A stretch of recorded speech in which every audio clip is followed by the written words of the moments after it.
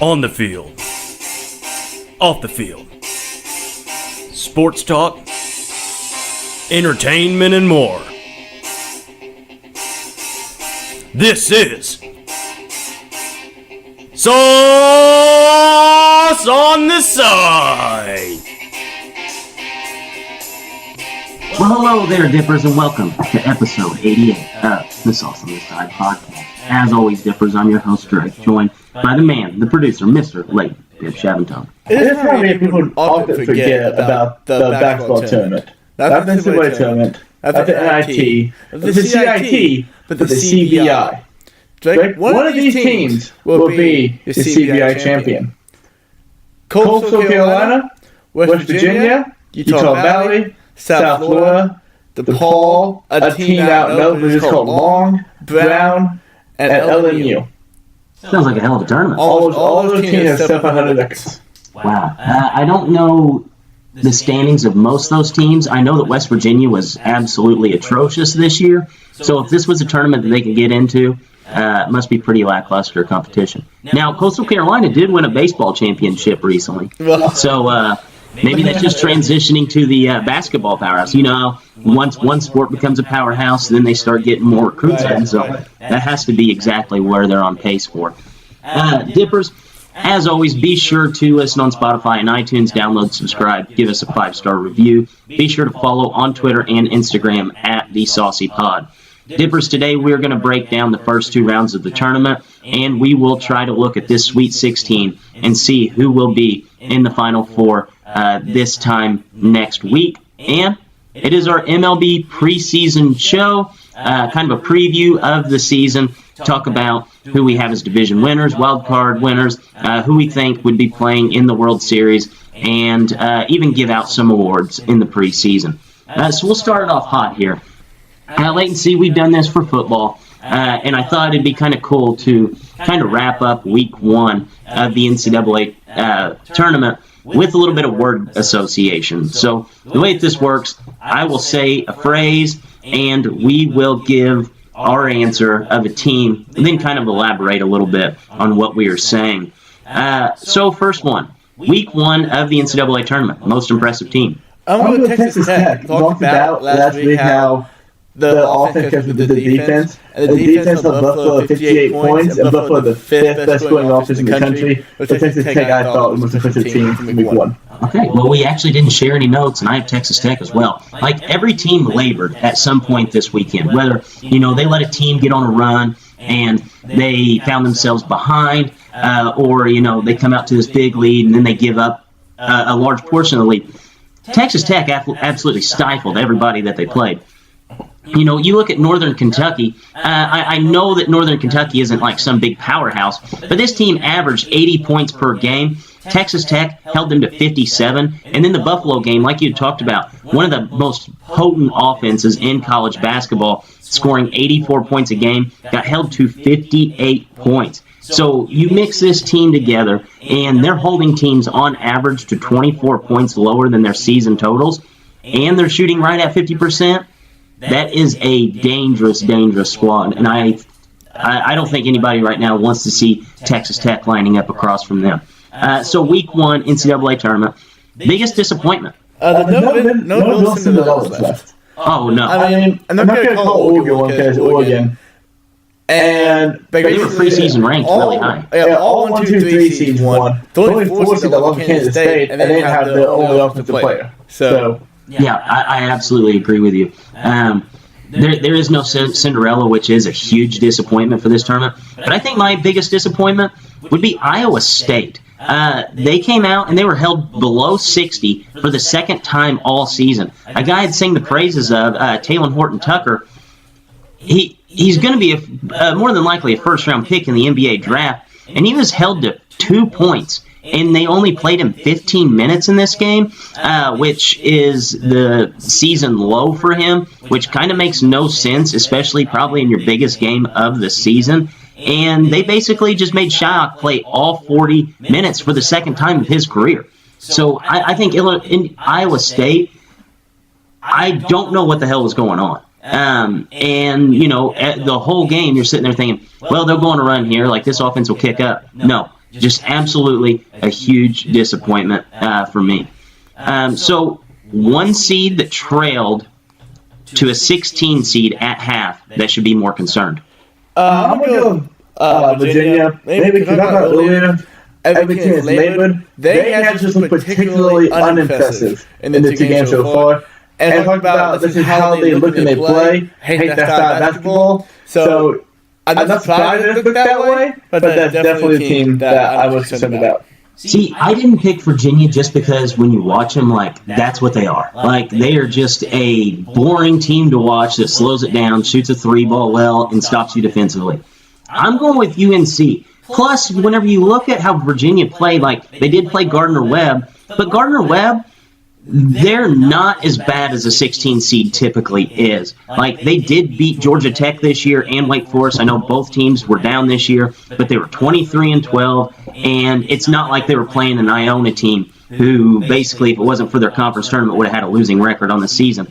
I'm going to say North Carolina. I mean, it was very weird watching North Carolina in that spot, and I may just be saying that because, like, I'm used to watching Virginia get beat by teams like that, like, in just really weird fashion.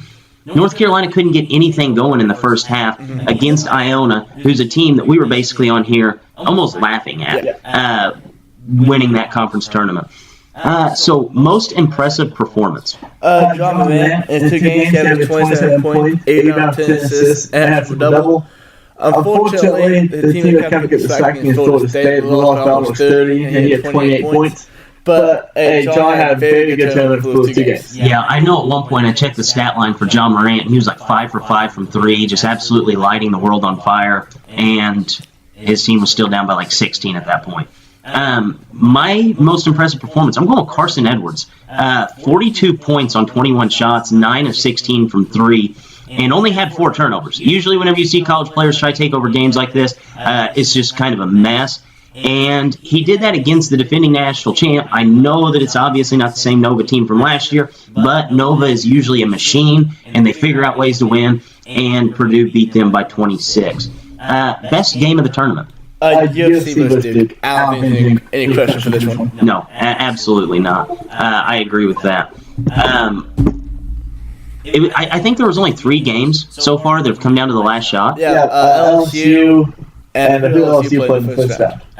It was LSU versus Maryland, and then there was a UCF, and then also Auburn versus New Mexico State. I think those were realistically the only 3 games that came down to it. Yeah, I actually have an impressive stat that's going to blow your mind during my thoughts, so we'll shuffle that for later. So, scariest team left in the field? Texas Tech, but I would say them twice. Can we go UNC? Talk about how they took against Iona. They looked unstoppable against Washington. So, I'm going to do recency bias and say North Carolina. Yeah, I just have to go with Texas Tech again. The way that they absolutely housed Buffalo. I mean, Buffalo's a team that scored 88 points 13 times this season and scored over 100 3 times this season. It was just so impressive to watch this team this last weekend. 16th best team left in the field. Hogan. Basically, when I got in, they were trying championship, but they're down playing really good basketball right now. And they didn't get to the Elite 8. I don't think it'll happen, but probably both teams in the field. Yeah, I have to agree with you on this one, actually. Oregon, Oregon, yes, they did beat Wisconsin, but sometimes we do see Wisconsin come up flat in games like this. But this is the same Oregon team that lost to Texas Southern this year. I know that they came in highly ranked, but had it not been, they were 1 shot away against Arizona State from probably being left out of this tournament. So I definitely have to go with Oregon. So let's go to a little bit of storylines here. So 12 of the 16 teams in the Sweet 16 are coming from SEC, ACC, or the Big Ten. Do you think this is a coincidence, or is the separation in basketball conferences pretty obvious at this point? A few months ago, you asked, I think it was me and Flips on the show at that time, why would the Power 5 conference? And we broke them all down, and the A10 is really good, ACC is really good. So we decided that it's probably more than just 5. I think we're probably wrong in that. Again, there's also this tournament now, because we saw the top 10, Houston's fine, and then, The other really good team. Houston, Gonzaga. They're fine, but overall we see that the teams in the Power Conferences all prevailing over everybody else. Yeah, I have to agree with you. In fact, I came on this show when B-Reich was on, and I made the bold prediction before any of the stuff was released on who was going to be making it, who was even in the tournament. I didn't even have to see the tournament. And I said, 8 of your teams in this field or 8 of the teams that will advance to the Sweet 16 are going to come from the ACC or SEC. And I'm pretty sure, I don't know for a fact, but I know there's at least 8. There may be 9. So, over half of it's coming from the SEC. And the ACC, you throw the Big Ten in there, and now you're up to 12 teams. Only 4 teams are coming from outside of those 3 conferences. That's pretty substantial, especially whenever you look at it. It's not like 2 teams from the Big 12 snuck in. Mm-hmm. You have a team from the Pac-12, you have a team from the AAC, you have a team from the Big 12, and you have the WCC, all represented by 1 team, while all the other ones are just basically filing an order. I honestly think this is the biggest separation we've had in college basketball in a while, which is weird because I felt like just a year ago I was talking about how this tournament was wide open and there was a lot of really, really good mid-major programs in the tournament. Now it just seems like we're so top-heavy that there's really no parity in these tournaments. Yeah, even making your bracket, it was hard to find upsets. I found myself picking upsets just because I didn't want to go with the chalk. Yeah. But I knew it wasn't a good idea. Okay, that could probably happen. I hope it happens, so let's put it down. And it didn't work out. Yeah. And if Dean Wade played for Kansas State, that'd be one fewer team, one fewer upset. Yeah. Oh, absolutely. And they might be Oregon, but not a Big 12 team in there. Yeah, and then we'd have been looking at 1, 2, 3, 4, 1, 2, 3, 4, 1, 2, 3, 4, and then 1, 2, 3, 5. Yep. All in your Auburn beat Kansas. And I don't even look at a 4 and a 5 as an upset. That's just a team beating another team. Yeah, like 9 beating 8. Yes, exactly. It's just the game they got. Yes, unfortunately, that's the truth. So we talked about UCF and Duke. Did we learn anything about Duke in this game? They come in as a substantial favorite to basically win the tournament. I think the betting odds were plus 250 for them to win the tournament whenever there wasn't another team even under plus 700. So did you learn anything from Duke struggling against UCF?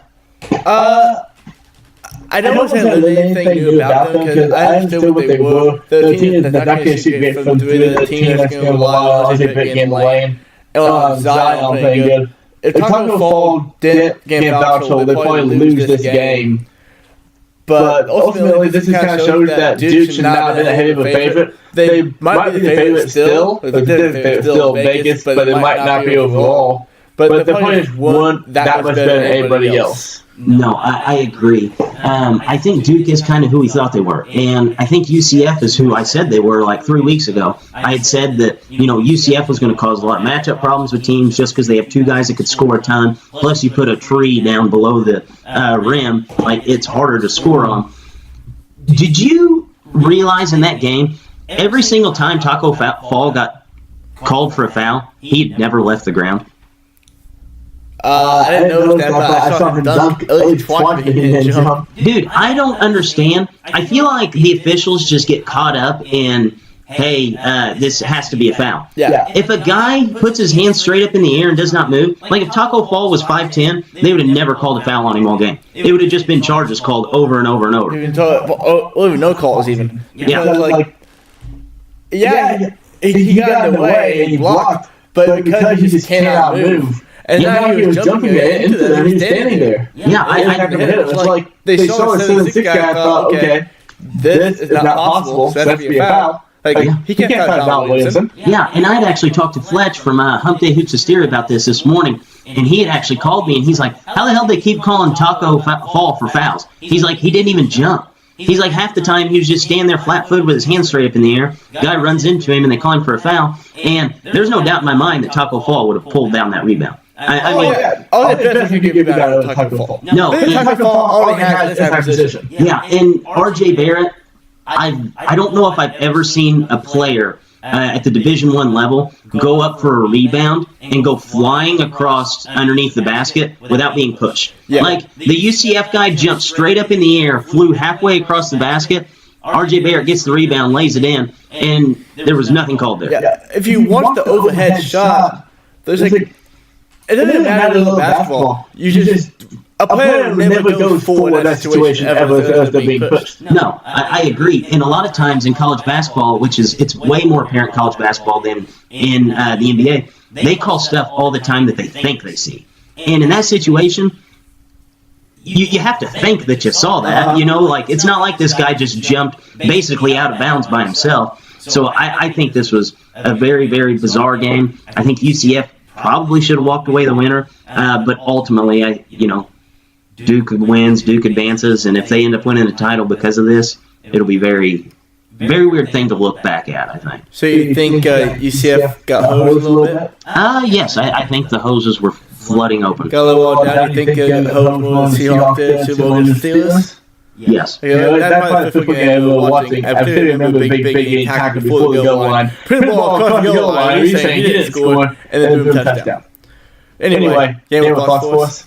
Yes, I actually do. This year recap for Stephen A. Smith. Hunter Henry was healthy in 2018.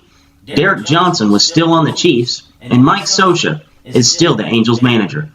Matt Jones from Kentucky Sports Radio.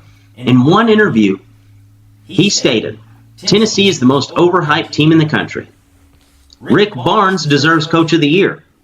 And Tennessee will lose to Kentucky in the Final Four. When overhyped teams are valued as Final Four teams in your eyes, you may need a new lesson in what overhyped is. Speaking of overhyped, Mick Cronin made the tournament now 9 times at Cincinnati and was out in the first weekend of the NCAA tournament for the 8th time in his 13-year career at Cincinnati. Many people are saying that his tournament life is preferred to be, quote, short-lived. Zion Williamson reportedly had workers from Nike meet with him and make a special shoe for the NCAA tournament. Not an NCAA violation, but if you're a booster and you buy him a bagel at Panera Bread, that is an NCAA violation. The rules are very clear now. Speaking of NCAA recruiting violations, Rick Pitino, UNLV basketball, the marriage we might not all want, but it's the marriage that we might all need. Pitino family, still causing the city of Louisville a headache. Bobby Hurley, maybe the grass wasn't greener on the other side. Tom Izzo, welcome to 2019. Tom Izzo runs his ship on the court like a less violent Bobby Knight, runs his ship off the court like an older Art Briles. Rob Gronkowski finishes his career with 800 fewer receptions, 7,000 fewer yards, and 32 fewer touchdowns than Tony Gonzalez. Yet, he's being called the greatest tight end of all time. Rob Gronkowski, proof that if you're handsome and funny, you still have a leg up on the competition. And there's a new book out this week. It's titled March Madness, where the underdog has won 13 of the 48 games, and only 7 were 9 or 10 seeds. And it was written by the NCAA. That is nuts. Also, it's crazy the fact that Gronk is 7,000 yards behind Tony Gonzalez, but only 32 touchdowns behind Tony Gonzalez. No, that was like the most bizarre stat. I'm like, like all these people this week are talking about how Gronk's the greatest. Like, maybe, a one season sample, like, yeah, you'd probably choose him if you can guarantee health. But like, whenever you're talking about the GOAT, Tony Gonzalez had 7,000 more yards and 800 more receptions. Like, I understand where you're coming from saying he may have been the best. Like, physically, probably the best. Oh, yeah, not a doubt in my mind. You can't just say the best because of that. Tony Gonzalez did it for like 17 years. Yes. And Tony Gonzalez retired, he was still good at football. Yeah, oh yeah, he was absolutely phenomenal at football. I think he's had like 83 receptions his final season with the Falcons. It really sucks that his career got wasted in that show in Kansas City. I know, that was a big bummer. But going back to the last thing that I had said, and I wanted to throw this stat earlier so we could kind of elaborate on it, but I had to hold on to it for my thoughts so we could kind of do a recap on it. 13 underdogs won this week, okay, by the seeding. 13 won. 7 of them were either 9 or 8 seeds beating a 9. You go ahead and throw Auburn in there beating Kansas. Really wasn't an upset. You now are at 5 teams that were outside of 2 seeding positions that had won this past week. Why do you think that's the case? I think it's, because you look at every single seed tournament, man. Sometimes you have the 12 seeds looking to have a clean sweep, or 11 seeds looking to have a clean sweep. Like, this tournament, more than anything, I feel like it's just been chalk of the chalk. And whenever I did my first bracket, I actually had basically 1, 2, 3, 4, 1, 2, 3, 4 all the way around, with the exception of like Wisconsin and Auburn, and I had to change it because I'm like, this just does not feel right. Like, something else will happen in this tournament that's just going to flip shit on its head, and nothing happened. Yeah, I had the same thing. And when I changed it, I still have, I think, 13, 16 teams. Like, I never had this many teams left at this point before. And the thing is, like, I'm still at the C percentile. Everybody has it. Feels all chalk. Yeah, it's as chalky as chalk gets. And, we had actually talked about this last week, where we felt like there was just going to be a shitload of teams that were, the better seed, just absolutely go out there and take care of business all the way across the board. And we were, like, basically begging to find upsets. And we had talked about who could be next year's Loyola. We didn't feel confident in our answer. I know I didn't. I threw a Liberty out there. I threw a UC Irvine out there. Both those teams won in the first round. But once it got to the second round, and there was 10 minutes left in the game, and it was almost time, the better teams just took over. Yeah, that UC Irvine game yesterday just really showed that, too. They called all the way back. Oregon in school for 9 minutes in the second half. The not school in the second half. And then we won by 20 almost. Because they just got hot and took off UC Irvine. Then I guess. And that's why it doesn't happen. Yeah, I think we need to make a new term for the 10 minutes left in the second half, or 10 to 7. That's talent time. That's whenever the talent starts to take over. Really, you look at the UC Irvine game, you look at any game. It might have been close, like Florida State, for instance. It's close, and they may be losing at half. 10 minutes left in the game, talent takes over. They ultimately win, and really, it's kind of upsetting because I like seeing the Dogs win, but it may make for a really interesting Sweet 16, maybe into the title games. So we'll go ahead and give our picks on the Sweet 16. Who's going to win in the Sweet 16? Who's going to win in the Elite 8? This time next week, what do we have in our Final Four? Latency, let's start off in the East region. And who do you have in that region making it out? I'm just going to Duke. Basically, all my picks also in it, and I don't feel worried about any of them. The one I do probably Tennessee, but I think Duke is okay safe for now at least. Yeah, I do too. What about the LSU and Michigan State game? Who do you have winning in that game as well? I'm going to go LSU. No, Michigan State. Michigan State. Yeah. So Michigan State getting beat by Duke in the Elite 8. Mine, this is tough to call. Because you look at the Duke-Virginia Tech game, everybody's talking about, this team, last time they played Virginia Tech, didn't have Zion. Well, there's a 4-year starter on the other side of the court that didn't even play in the first game against Duke. So Virginia Tech was basically playing without the heart and soul of their team. No, he might not be their best player, but whenever you have a guy who's a 4-year starter for your team sitting out, that is a huge disadvantage. And, whenever they had Justin Robinson on the court, they're 17-3 this season, where Duke is 28-3 with Zion. So both these teams only lost 3 games with a full lineup. It's weird for me to say, but I think what UCF did last week against Duke may just be the blueprint for how you beat Duke. They sit there and looked Trey Jones in the eyes and said, beat us from the three-point line. Anybody that caught the ball that wasn't R.J. Barrett or Cam Reddish, they basically did not even close out on them. I remember just sitting there yelling at the television, asking UCF why they're giving up so many three-pointers. Well, the reason is, whenever it wasn't R.J. Barrett or Cam Reddish shooting a three-pointer, they shot 5 of 18 from 3.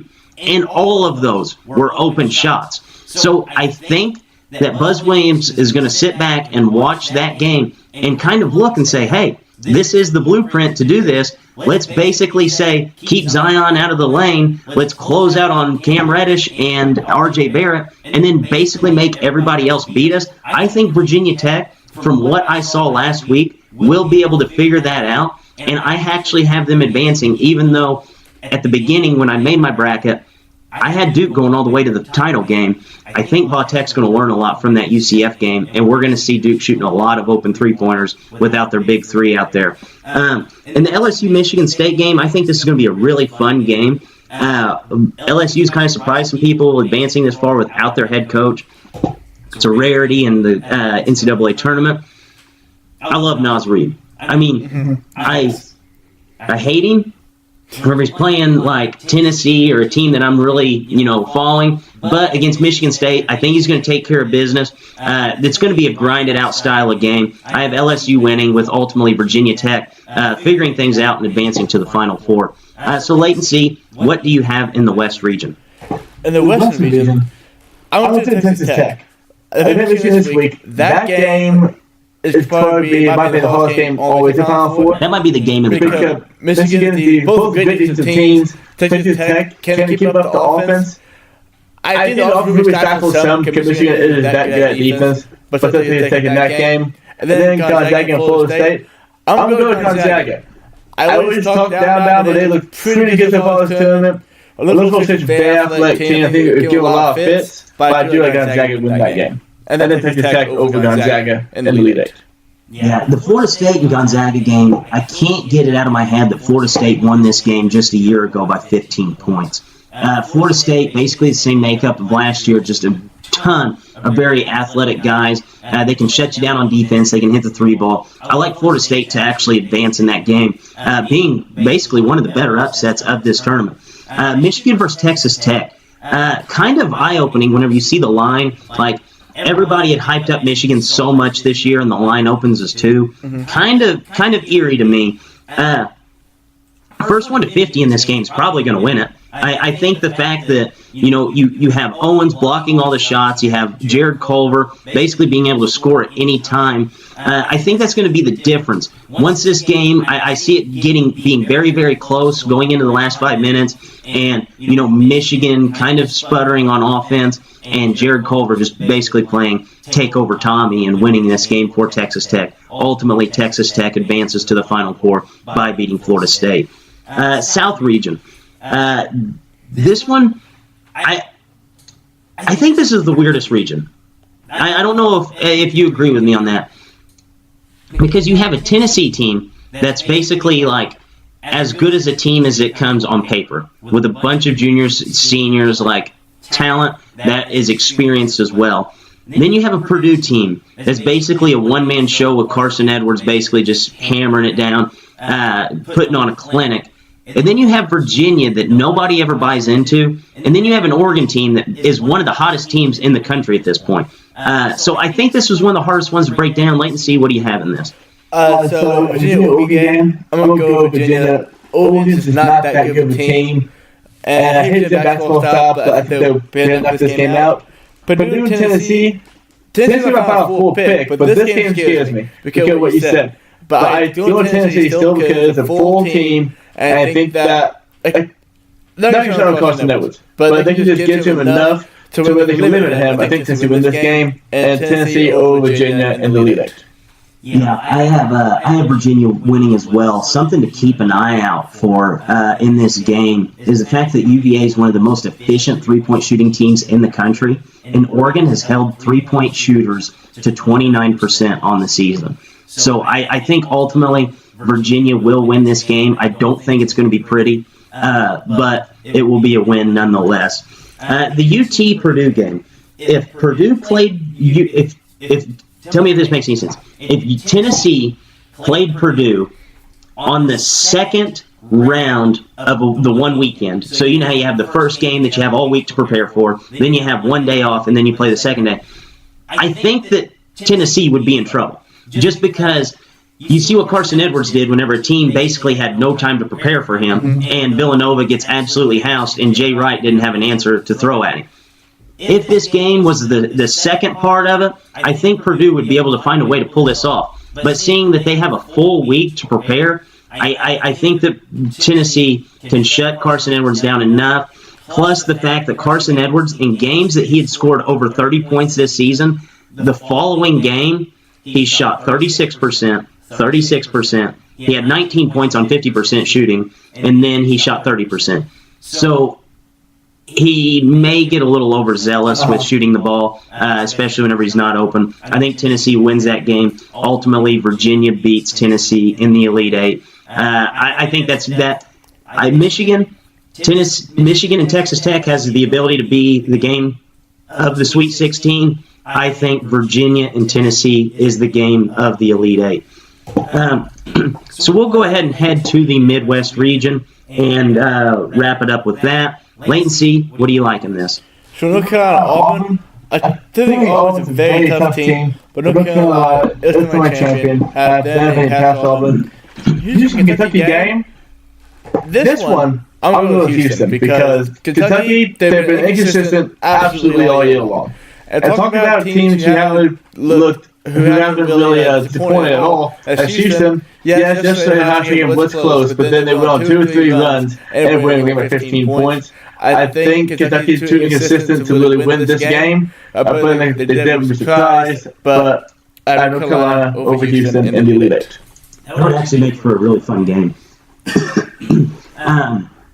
In the UNC Auburn game, I think this game right here has the most potential to be a blowout of any game in this Sweet 16.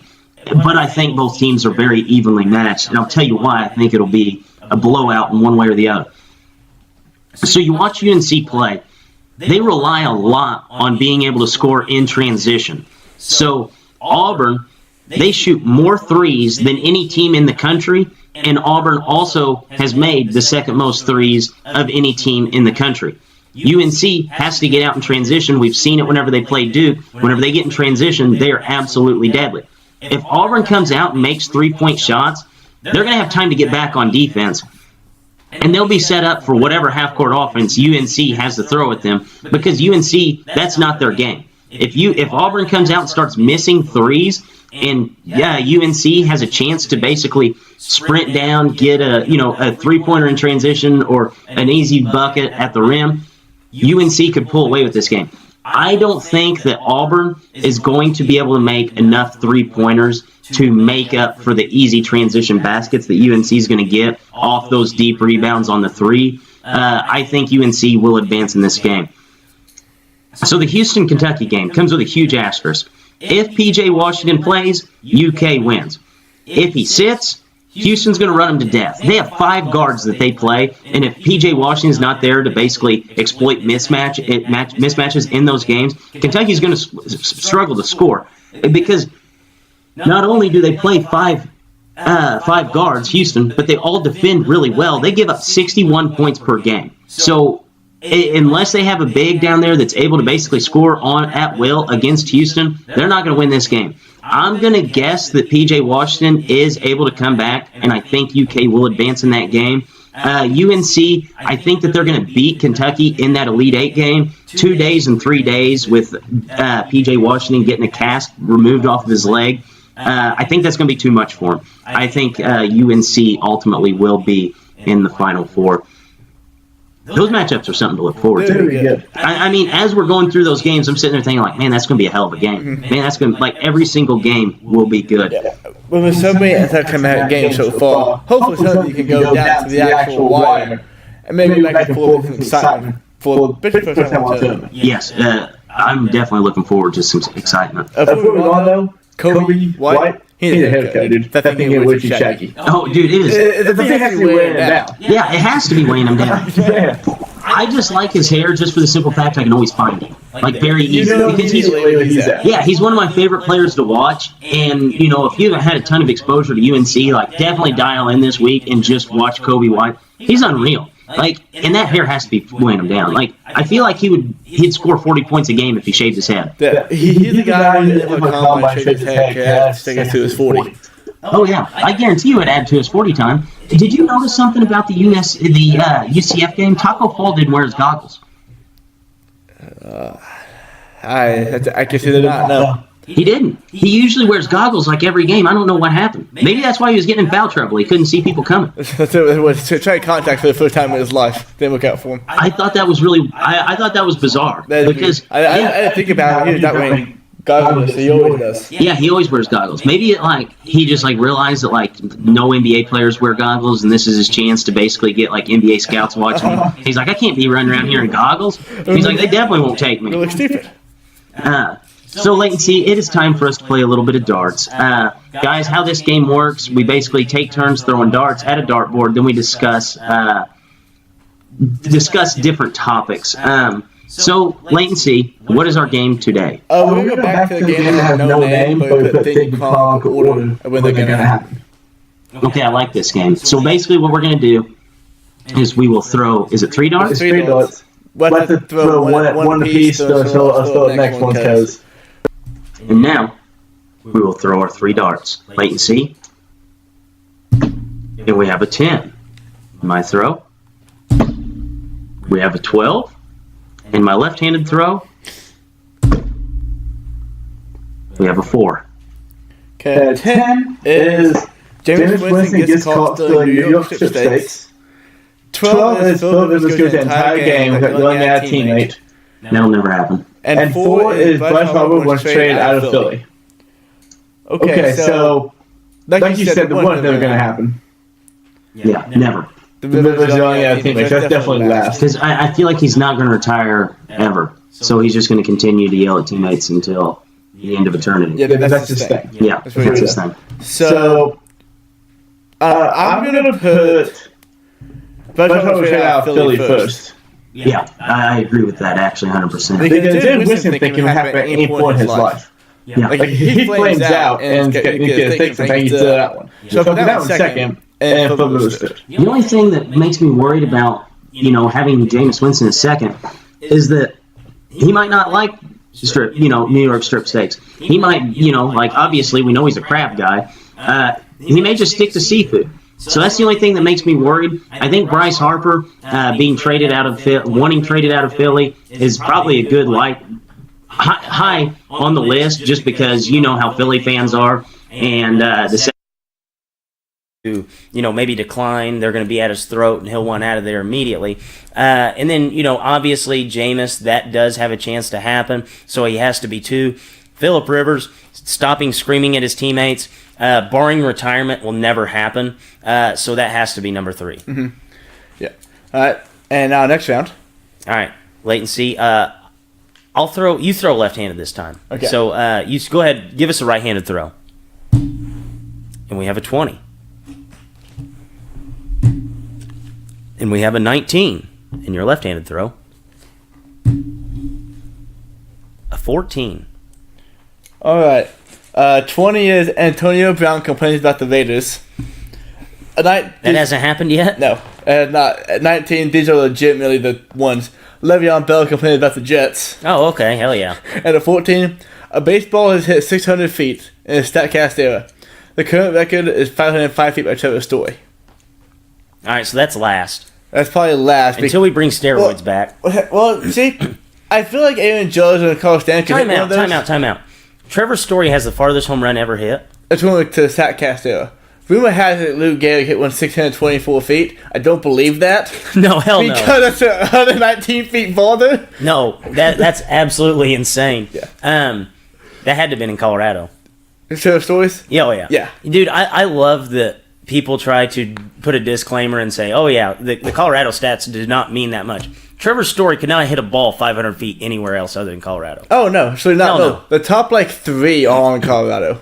That's hilarious. And then one's at Yankee Stadium, 497 feet. Yeah, so, yeah. What I'm saying was, I feel like if John Colorado and Joyce got to Denver and just got a hold of one, they could hit it at 600 feet. Oh, yeah. But it had to be a perfect thing to have happen. Yeah. But regardless... Aroldis Chapman will have to switch teams for the day. Yeah, there's no way that happened before Antonio Brown or Lev Bell complained about the new teams. Like you said, it already had happened. Yeah. So basically, who's going to complain first? Le'Veon Bell or Antonio Brown? I don't think Le'Veon Bell's that much of a complainer. He just has a lack of excitement and just doesn't show up to stuff. Where Antonio Brown, basically no holds bar, will go after your throat, complain about his Hall of Fame quarterback, complain about everybody in the organization. Where Le'Veon Bell's yeah, I'm just not showing up anymore. Yeah, and just kind of fly under the radar because he really never complained about the team. I mean, at least not to my knowledge. He'd been pissed about touches for some reason. No good at getting paid. That's all it was. Yeah, it was about being paid. And he's going to be paid for the next few years. So I think Antonio Brown's number 1, Le'Veon Bell's number 2, and then a 600 football from Giancarlo Stanton in Colorado would be 3. I do agree with that. It'd be so cool to be there when the 600 football is hit. Man, what would it even look like? You know how, like, you're sitting at a game and you're like, oh, yeah, that's a no-doubter. Like, what would it look like? The speed that they had to come off the bat with. It'd be scary. 95 feet farther than farthest home run hit ever. That's what we're talking about here. That's insane. That's insanity. Yeah, I'm really rooting for that one. I hope that would happen in my lifetime. Yeah, I hope that one happens first. So it'd have to happen before the NFL season starts. So Aaron Judge really wants to make a kid, and that kid could probably get it done. Oh, I guarantee he could. Wow, that would be insane. All right. So I definitely like that game. That's always a fun game to do. So latency, a little upsetting for you. Your boy Rob Gronkowski has retired.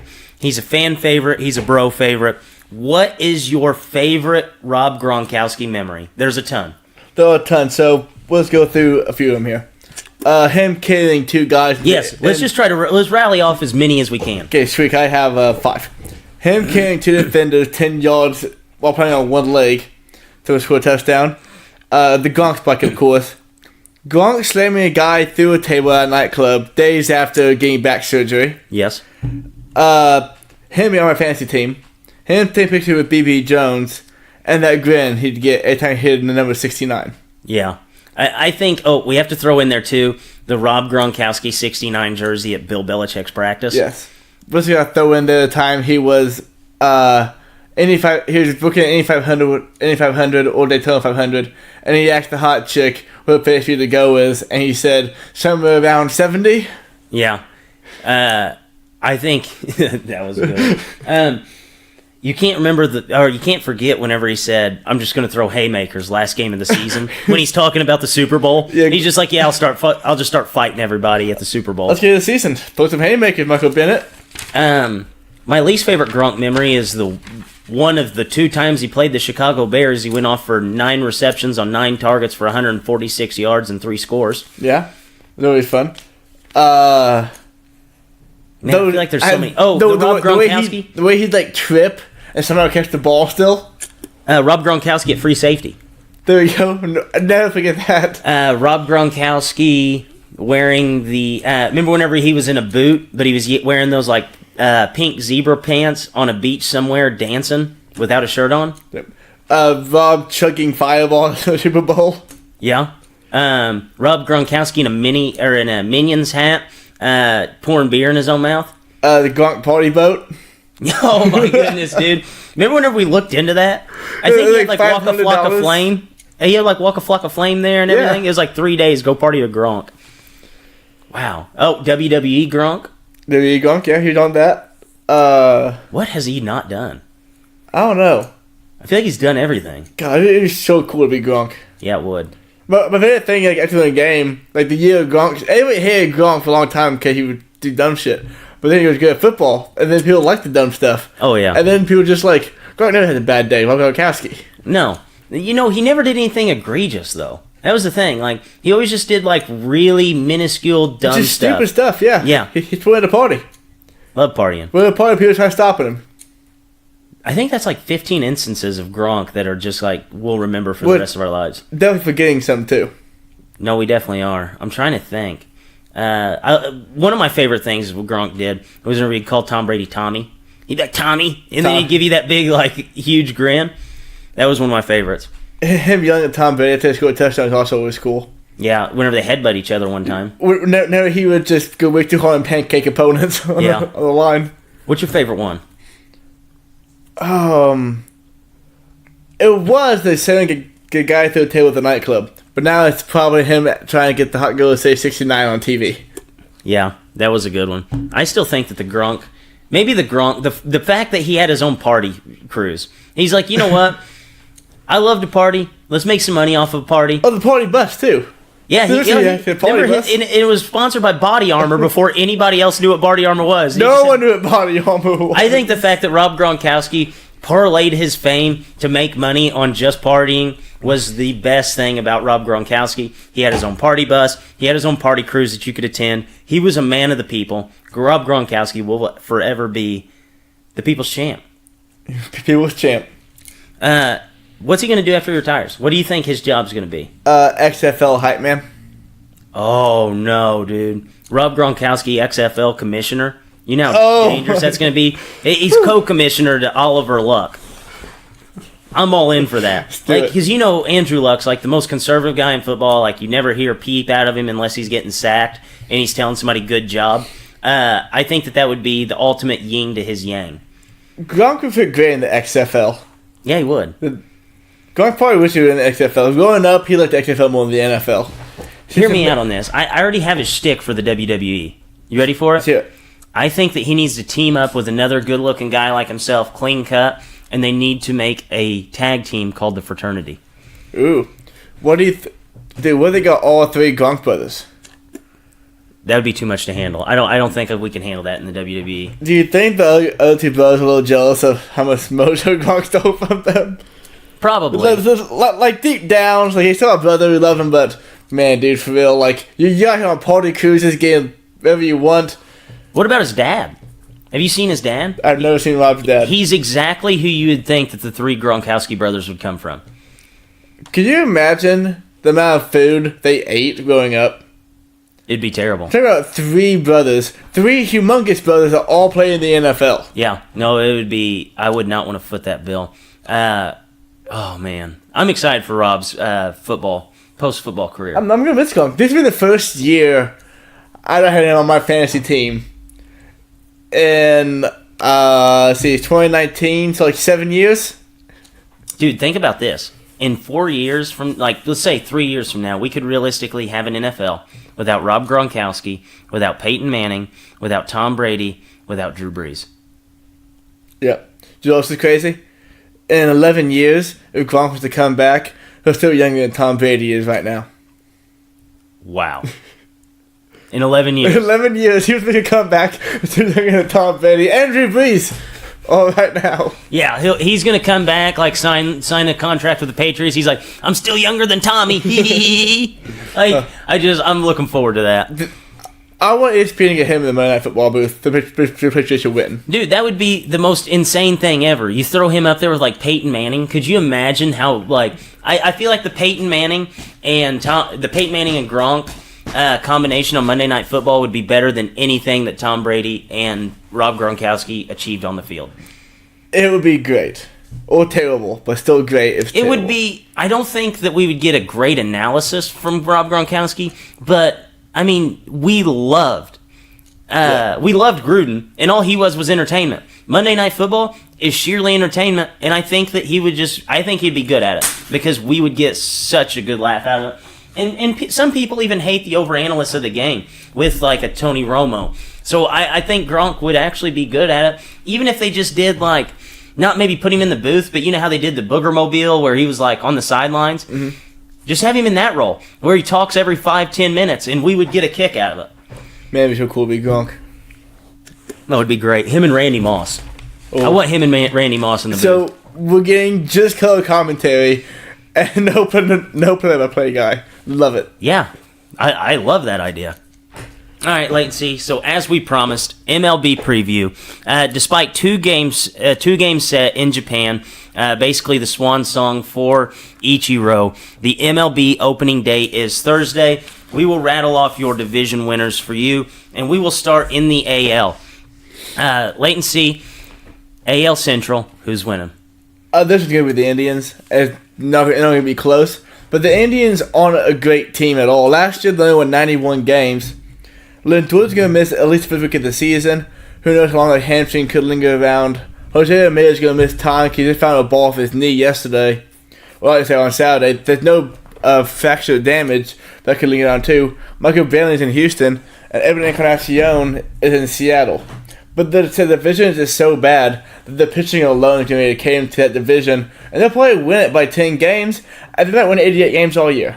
Yeah, I agree. I think this is a race to 88. 90, if a team gets 90, they're going to be locked in to win it. And there's only one team that you can realistically say that about. That's the Indians. I mean, this division's just as bad as it gets outside of the Indians. Pitching alone will win it for them. So we'll stay in the AL East. Wait and see. Who do you have as your winner there? Anyways, we go with the Red Sox. Best team in baseball last year. Brought back virtually everybody, minus Craig Kimbrell, and they got rid of Sandy Leone. And Pedroia's going to be back this year. Don't know how much Pedroia's going to be able to play with that knee injury, but he's going to attempt it again. Rafael Devers, I think he's going to have a big year. Ain't been attending. We're going to find out what he is. He's going to hit 25 bombs and steal 20 bases, or he's going to be a leadoff guy. So we'll see what happens there. Bigger concern though is health. Chris Sale toward the end of last season missed an entire month with shoulder inflammation. David Price has had that damn lingering elbow every other month, and he has already had 2 tires on surgeries. So health is going to be the issue there, if anything. But I think we can win the division again. I think we'll be okay. Yeah, I mean, you look at this team. It's a team that won 108 games last year, and Chris Sale missed a month. Yeah. So I think that this team's in the driver's seat. I think the Red Sox are going to win. I think they have the perfect balance of guys who are older, experienced, and they still have guys that are getting better basically every single at bat. Guy you hit on, Rafael Devers. I'm going to talk more about him in a little bit. But, I mean, the team is a perfect balance of young, old, and I think that they are going to continue to dominate the AL East. So we'll go to the AL West. Wait and see, who do you have winning this division? Just like the AL Central, there's just not a lot of competition in it. Because the Mariners are going to be way worse, and I think the Athletics are also going to regress some too. So basically, it's just the Astros, and my God, they are good. They had Michael Brantley to the lineup that was already arguably the best in baseball. They did lose Dallas Keuchel, so the biggest concern is going to be can their young prospect pitchers come up and pick up where they're going to lose things from him, lose things from McCullers leaving McHugh, and then will age because of Justin Verlander. It has to at some point, but granted, Houston has a whole lot of pine tar, so I'm pretty sure him and Garrett Cole could be just fine. Yeah, I have the Astros winning just because the division is not that great. I think that the Angels are going to give them a little run for their money because at some point in Mike Trout's career it has to happen. Mm-hmm. So that's what I'm basing that off of. But the Astros actually have a chance to do something that only 3 other teams have done in baseball history. That's win 100 games in 3 straight years. Mm-hmm. I don't think they're going to do that. It's almost impossible, and the numbers say so, that you have 3 years where everything comes together perfect. I do think they're still going to win this division, though. The way I see them getting 100 is because the rest of the division is just that bad. But ultimately, the Astros, I think, are heads and shoulders above everybody else. Yeah, and you say the thing with the 100 games, you might not get it, because you got to look at Correa. Correa has to be healthy for the entire season. He wasn't last year to 100 games, but the pitching last year, they had 3 guys who every start were going to go 7 innings and give you 3 or fewer runs. Without Dallas Keuchel there, that's kind of 2 guys.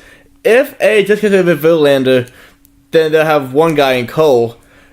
Jose Altuve stopped hitting for power in the last season, and George Springer just couldn't make contact last year. So if George Springer can't fix that, and Altuve just can't slug like he did last year, then this team could really win 95 games. They're still a very good team, but not a 102, 103 win team. No, I agree with you 100% there. So wait and see, 2 wild card teams from the AL. Who do you have? The first one's going to be really easy. It's the Yankees. They won, I think, 102 games last year. Can't remember the exact number. But this team, they got James Paxton. Their bullpen is scary good. I hate it. They have basically 5 closes, and they usually they want to. But the main hard thing is going to be the young guy like Judge, Andujar, and Torres, Stanton. Can they keep it up? I think they will. This will be a very good team. This team could easily win the NL East. Oh, absolutely. But they easily can. I don't think they will. But this team, powerhouse. And who's your second? Really escaped the bottom of the shit bill here, man. Yeah, no, this one was rough. I'm gonna go with the Rays. They might be a little homer pick because they're in the AL East. But I think the Mariners are going to regress a whole lot. I think the Athletics will naturally regress from a 9% win team last year. And the Raiders have quietly gotten a little bit better. They haven't added anybody huge, but they got a lot of young guys who played a lot last year, all coming back. They added a few pieces to the bullpen. they do this weird thing where they have one guy go one bad shot the game out. They'll do that again this year. It worked out last year. So this year, look out for them again. They're the second wild card team. I think it's obvious for the first wild card slot. Really don't have to break that down much. The Yankees. I think the Yankees and Red Sox are pretty interchangeable whenever you talk about the AL East champion. But then I have the Angels. There's no real clear front runner for the second wild card spot.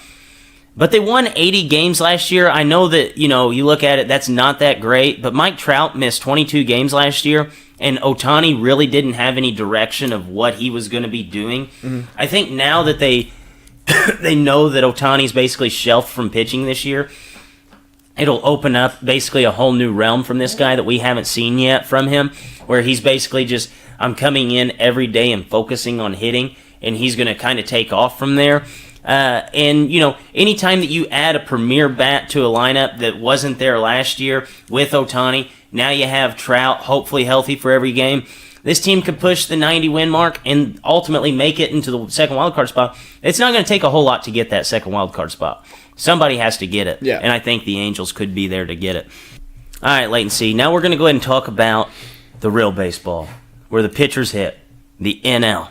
And we'll start with the Central. Leighton C., who do you like in the Central? One day they're going to get the DH in the NL, and everybody's going to be like, wow, this is way better than watching them walk the ninth guy lineup and the guy's second base. Anyway, though, Central, give me the Cubs. I'm assuming hell for dollars and Chris Bryant in this, but I think the Cubs, I don't understand why anybody has them as a third, fourth in the division. They were hurt last year, they still had 95 games, one game away from winning the division. But I am worried about Lester and Hamels that the whole course of the season, because they're all older guys in the arms. How good will they be come August, September? And could we see a situation where if the Cubs all have a nice lead, could they shut down one of their two guys for a few weeks? I don't see that happening. How tired are going to be, but I still have the Cubs winning the NL Central. Yeah, I think that this is just basically going to be how many teams win 90 games in this division. Mm-hmm. This division's basically wide open, in my opinion. And you look at the Cubs last year, they did win 95 games, and you could realistically make the argument that a healthy Yu Darvish would be the biggest addition in the Central. I know that the Cardinals got Paul Goldschmidt, but whenever you get a guy like Yu Darvish, and if he's healthy, firing on all cylinders, that's as big as a piece to add to a team as any out there. I know people are saying, like, the Cubs, they didn't go out and spend any money in free agency. They're going to be in trouble. Health is all they have to have. I mean, you add Chris Bryant for 60 more games this year, I believe it was right around 60 more games, 40 to 60. You add Yu Darvish for entirety of a season. You add Brandon Morrow for basically a half of a season, and those are three huge additions that basically weren't there for a big portion of the season last year. Ultimately, I think this is going to be one of the toughest races in baseball. It's not going to surprise me if any of the top three teams win it. Really, the only division that is wide open, where you could make an argument for even the last year's bottom feeder to sneak up and maybe nab it. But I think the Cubs will go ahead and win the Central. So we'll go ahead and go to the NL East. Leighton C., who do you have? This one was the hard one for me to pick, because basically there are 4 teams that can win this thing. If the Mets get anything right, they can win this division. Nationals can win the division still, Phillies, Braves. I don't know the Nationals, though. I know they just lost Bryce Harper, but they still have a bunch of good players on their roster. Juan Soto, Anthony Rendon, Trey Turner, Adam Eaton, and a young player named Victor Robles, who, since Mark Taylor just got hurt, he could stick it in there and get the NL MVP, NL Rookie of the Year award. And basically, though, they picked them because top 3 guys, Scherzer, Corbin, Strasburg. They got an ace. They got number 1 Corbin and number 2 in Strasburg. That's top lineups like that is how you not only win games, how you win championships. Because that means you have the upper edge basically in 3 straight games. The Phillies, the Braves are going to be very, very, very good teams. When I say National win this thing, I'm talking like they win 97. The other guys win like 94, 95. Just right there the whole way through. Yeah, I think that outside of the Central, this is one of the more open divisions. You look across the board here, like, this is one of the scariest divisions, not just for this year, but for the next 5 years. Mm-hmm. But I have the Phillies ultimately winning this thing. Guys, this team was on fire 111 games into the season. They were 63-48. Ended up finishing the season 2 games below 500, so that's a huge drop-off. And now all this team did was add 3 All-Stars with Romuto, Harper, and Segura. And Andrew McCutcheon, who I know he's not an all-star level talent right now, but he's still a quality player to have in your lineup day in and day out. A good leader for this ball club. For most respects, it is pretty young throughout the batting order. I really like the Phillies this year. I think that they can compete for the best record in baseball this year, just from talent alone. The pitching was there last year. The hitting was not good at all. You had three phenomenal bats and a very good bat. This team, I think, is going to compete for the best record in baseball. So wait and see. NL West. Anybody but the Dodgers? No. They're the clear cut to the division. Kind of like the AL Central, but the gap isn't as big. Like, I can see if the Rockies snuck this one out, I wouldn't be entirely shocked, but it would be surprising still. But I think for this team this year, with the injuries they're already having with Kershaw and the age they have around the diamond, this is time for Corey Seager and Cody Bones to make this their team, and they gotta have them be the guys they thought they were gonna be coming up through the minor leagues. They don't have to be all that to win this division still, but they have to be healthy. They have to be competing this year. Yeah, I agree. For some weird reason, I have a bad feeling about the Dodgers. Last year, we basically buried them whenever they were 16-26 to start the year. Now we have questions on Kershaw before opening days even come down. At some point, this team has to regress, and I think this is just about the time. I have the Rockies actually winning it. The Rockies were a phenomenal team last year, actually tied the Dodgers for the division last year. And this team basically hasn't gotten any worse, and they have one of the better home field advantages in baseball. There's no real reason to why I think the Dodgers are going to fall off, other than the fact that the Kershaw questions are coming earlier and earlier and earlier each season, and we already have them now. So I have the Rockies actually winning this division. Another thing to go along with the Rockies winning, the Dodgers though, if Max Muncy going to hit 40 home runs this season, I don't know. That's the year with the anything like that ever. They lost Barnes. They lost Grandal at catcher. They're betting court now, I think. So there are a lot of question marks all around this Dodger team. Yeah, I agree there. So what are your 2 wild card teams in the NL? First one I had the Phillies. This is we're getting in a few minutes, but Aaron Nola is my Cy Young pick. They had 3 All-Stars in Segura, Romuto, and Bryce Harper. Derek Robinson can be a great help in back of the bullpen. And come middle of May, early June, if they're not going right in the bullpen or rotation, I can see them bring in Craig Kimbrell or Dallas Keuchel just on a 1-year deal, because John Middleton, the owner, said they have, quote, stupid money. Like, you can't use this term, stupid money, and then have to not go great for you again this season and not just go get Kimbrell or Keuchel for a 1-year deal. Big concern, though, is Jake Arrieta. He's not going to get strikeouts anymore. How effective can he be pitching the contact if that does hold up? But I think Pivetta can be the number 2 guy. They need him to be that. If anything was perfect for this team, though, they could win the NL East. I did have too many worries about Arrieta. Not sure how good Bryce Harper is. So I'm going to go Phillies first wildcard team. Second wildcard team, the Atlanta Braves. Last year, their pitching was shockingly good, and those guys were all young. They're all going to be back. So it should be even better. They added Josh Donaldson, who, if he's healthy, he'll be a really good contributor for this team. It was hard for me not to put the Cardinals or Brewers in this spot, but I think the NL Central, they don't have that gimme team. Like in the AL East, the Orioles are the punching bag. In the NL East, the Marlins are punching bag. The Central doesn't have that, so I don't see either of those 2 teams getting to 90 wins, which I think is going to take for that last wildcard spot to get. Yeah, I think that the NL wildcard will be one of the more fun things to watch coming down the stretch next year. It's hard for me to pick against the Dodgers, obviously, but I just think that I think that their time is coming past. You know, they've had too many pieces move on, and I think that the Brewers are ultimately going to get the first wild card spot. Like you said, there's no gimme team, so you could realistically see a scenario where the top teams, you could have 3 teams in the NL Central all within 3 games of each other, and 2 of them are left out of the postseason, even though they are way better than on paper than the teams that get into the wild card spot. But I have the Brewers ultimately making it. I think that they're too good. Obviously Christian Yelich last year, took the next step as a baseball player. And you look at the pitching last year, they all pitched basically over their heads for the entirety of the season. Maybe that's just a sign of things to come for this year. But I do have the Brewers going ahead and making the wild card spot along with the Braves. Like you said, the Braves are a young team that they could have basically just not added anybody, and they would have gotten exponentially better just because the guys have had that year to develop, get better, and they're so young that just 1 year, basically one offseason, could help them exponentially.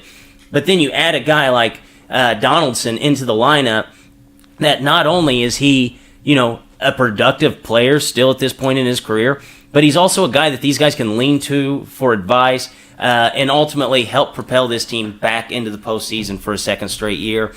So I have the Brewers and the Braves. So let's go ahead and give some MVP awards out. Leighton, see who's your NL MVP. NL, you said? Yes. I'm going to go with Chris Bryant. We've seen Harper, Arenado, and Trout all sign massive deals.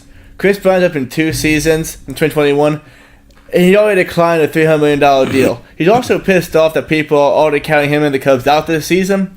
So this is the perfect storm for Chris Bryant to show up and show everybody that he's worth the $350, $400 million contract he's due for. And I think he'll show up in the second MVP award in 3 seasons. I'm actually going to go... I like to hear that, though. I hope Chris Bryant is the MVP. I'm actually going to go with Bryce Harper. Guys, I continually say on here that Bryce Harper is like the man. And I love Bryce Harper. Yes, I love Bryce Harper. But if you look at where he's going to be in a lineup, he's going to be in a lineup behind, more than likely, Andrew McCutchen and Segura. Both guys got on base over a 340 clip last year. So he's going to have guys in front of him that get on base, give him the RBIs that he's going to need in order to walk away with this award, because that's always been a question with him. Plus, he takes a ton of walks, and it may be not the best batting average, but that's because he does not see pitches. You put Rhys Hoskins right behind him. Rhys Hoskins isn't, the best player in the world, but he's better than what's hit behind him in the past. It's another respectable bat in the lineup. Maybe Real Muto's there. Either way, adds protection for this guy to see pitches on top of having more guys on base, and I think Bryce Harper, this will be his best season of his career. So AL MVP, Leighton C., does your boy Mookie Betts repeat? I hope he does. I can't pick him because another guy in that league named Mike Trout. And Mike Trout just gets better at every single thing, every single season. He wasn't stealing bases till last year. He said, "You want me to steal bases?" Went out there and got 20. OBP goes up every single year. A legendary consistency and improvement, Mike Trout. MVP. He only has 1 somehow. He's due for several more. Yeah, I think he is due for several more.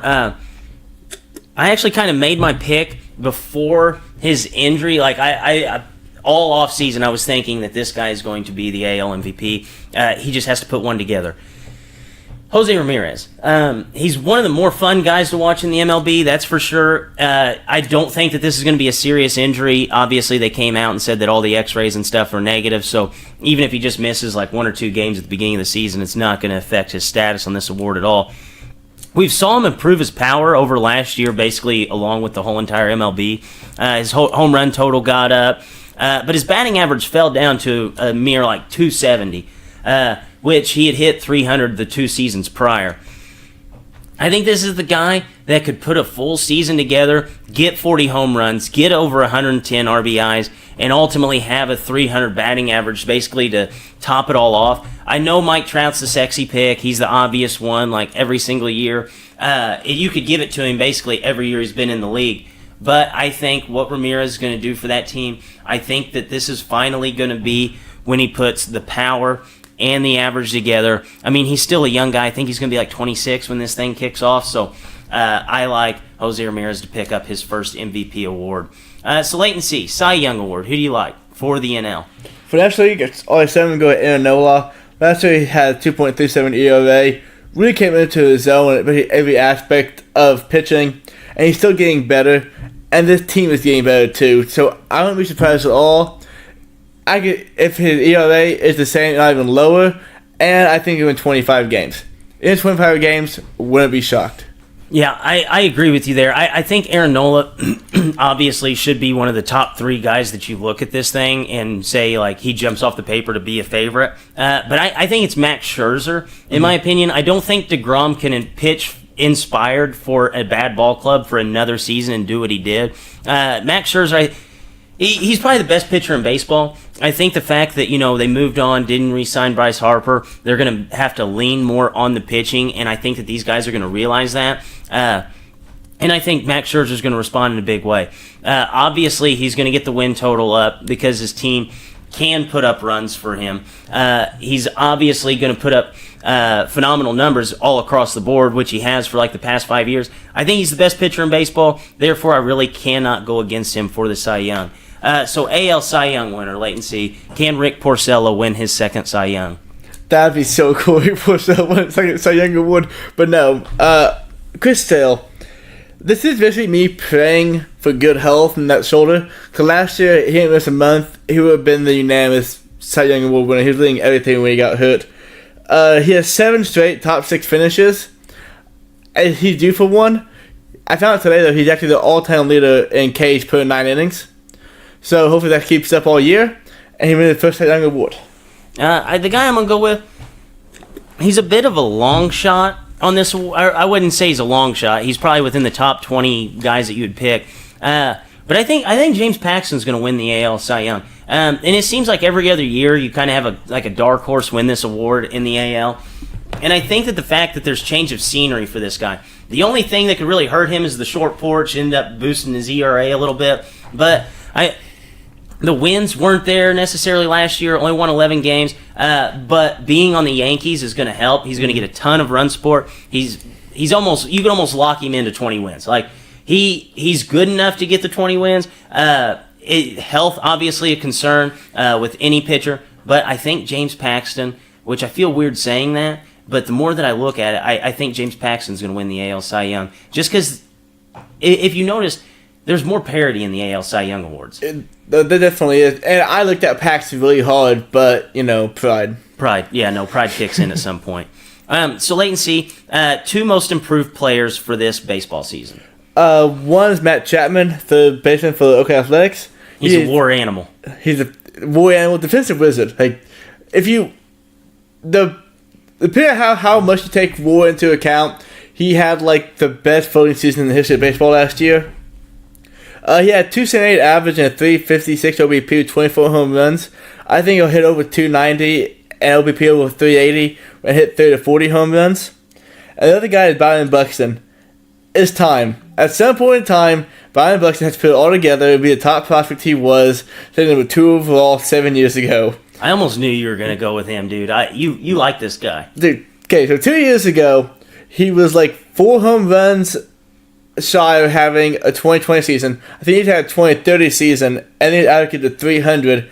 He already has all offensively. He has to put all tools together. The tools that he has offensively together. Last season, he only played 28 games. This season, he should be healthy, should be ready to go, and he leads the Twins lineup against the mighty, mighty Indians. My 2 most improved players, one of them's kind of a cop-out. One of them's Bryce Harper, just because the season last year had a lot of people buzzing about, maybe this guy's overrated. I think he puts all those questions to bed this year, being in a better lineup and ultimately seeing more pitches to hit. That's the one thing I have just harped on for Bryce. All last season, I was just standing up saying, if this guy gets pitches to hit, we're going to see some ridiculous numbers. I think the ridiculous numbers are about to come. Career year for Bryce Harper. The second one, though, Rafael Devers. I think people forget how young he is. 22. Yeah, everybody was up in arms last year. He kind of struggled. They were, complaining about Rafael Devers. Maybe you took him in your fantasy league in the 6th round or something like that. People expecting him to produce. Well, you might have just been a year off. I mean, in his first season that he came up to the majors, he was hitting 284. This year ultimately had a 240 batting average. That's not him. That is absolutely not him. He's way too talented. I think he can end up finishing this season with being the third best hitter in that Red Sox lineup, which is a heck of an accomplishment for a guy, especially being 22 years old. And he's in one of the best lineups. He's going to see pitches to hit. So I like Rafael Devers to make that next step. A lot of people were on him last year to do so. That's a lot to ask for a guy who's 21 years old. He's 22 now, still super young, but I think he's finally going to take that next step to be a very good player in that Red Sox lineup. So now it is time to put our producer, Leighton C., in the spotlight. Each week he goes out, he watches not one, not two, but maybe 3 or 4 movies, and he brings one into review. Leighton C., what do you got? This week I'm going to review Jordan Peele's second movie, Us. This one looks crazy. You've seen the trailer for this movie. Oh, yeah. So you know what it's about. Basically, a family has doppelgangers, infiltrate their house, and they run from them, essentially. So, his writing style, Jordan Peele's writing style, is honestly the only one like it I've ever really seen or watched or heard about. His writing has an edge to it, and it's an edge that I like. It's very cynical edge, and it's dark, and it's actually crazy. But at the same time, he'll make jokes and crack jokes about his writing style and that edge. Same time, in Get Out, a couple years ago, it worked really well. And this movie is actually from the expense a bit too much, I felt. Still an excellent screenplay. It would get consideration for the Academy Award, just like Get Out did when it won it 2 years ago. But I don't know. The thing about it was missing, like the tension you wanted continually was brought down by just the style of monologues that they would use in the movie, and it was funny.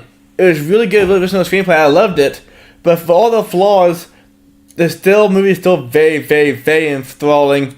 And I won't forget any part about it anytime soon. Unfortunately, the tropes he used in Get Out, he used some of it again here, but it just worked out way better in Get Out. And the end, the spin, didn't hit like he wanted it to. Yeah. So, still a very good movie. 2.2 dips. Not near as good as Get Out, but still excellent. Is it more of a entertaining movie than a movie that you just like dive into and try to critique?